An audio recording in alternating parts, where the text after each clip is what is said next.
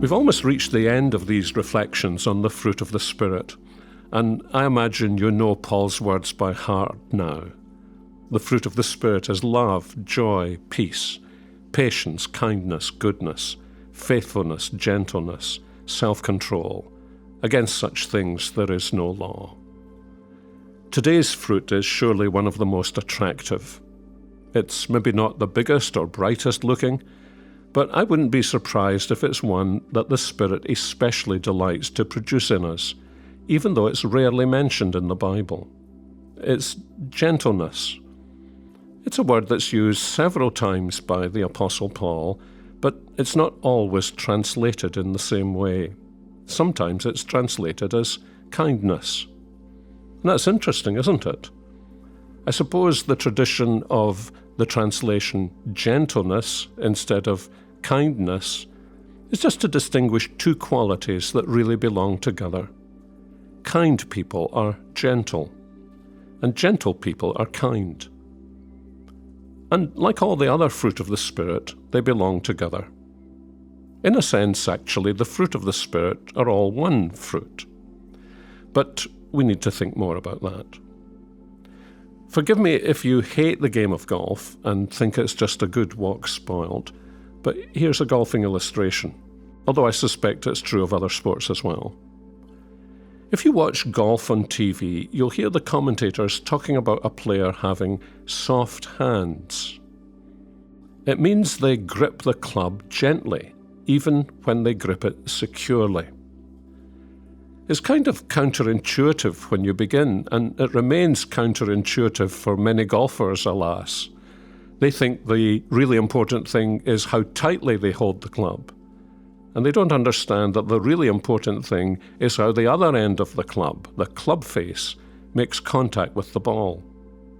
And a tight grip, instead of a gentle one, often means that the ball veers off to the right or to the left and ends up in the rough or in a sand trap or even out of bounds. I think that's maybe a parable of the Christian life. If you don't live with a gentle spirit, if you grip things tightly in order to control them, if that's how you relate to other people, then things will veer out of control. You thought that the way to live was by having a tight grip, but you discover perhaps when it's too late that what you really needed was gentleness. I suspect you know the words of Psalm 18, verse 35. The psalm begins with the words, "I love you, O Lord, my strength. The Lord is my rock and my fortress and my deliverer." It's a wonderful psalm, but there's no statement in it more moving than the last words of verse 35. Your gentleness made me great.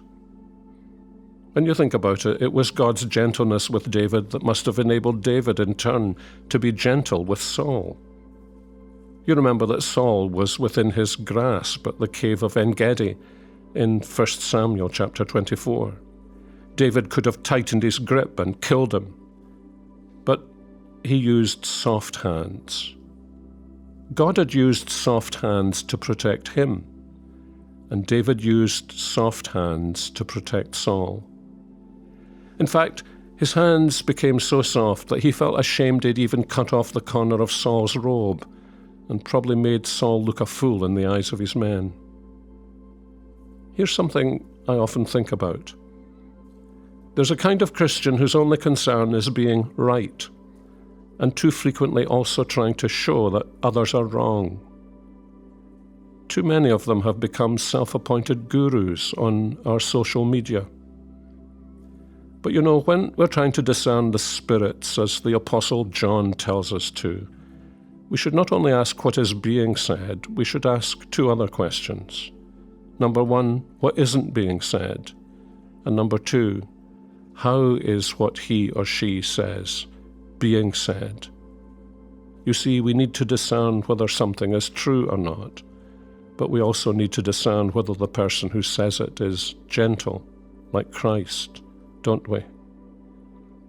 That's a sobering thought about others. I find it a sobering thought about myself too.